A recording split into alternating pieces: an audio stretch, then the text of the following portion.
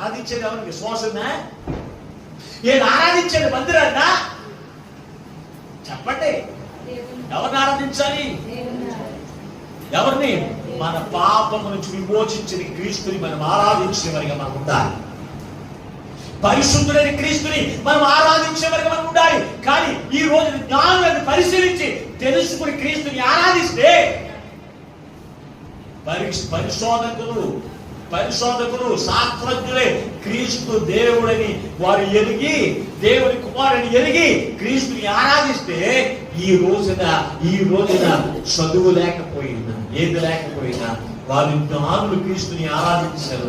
దేవుడు క్రీస్తుని ఆరాధించాలని వారు ఉంటున్నారా?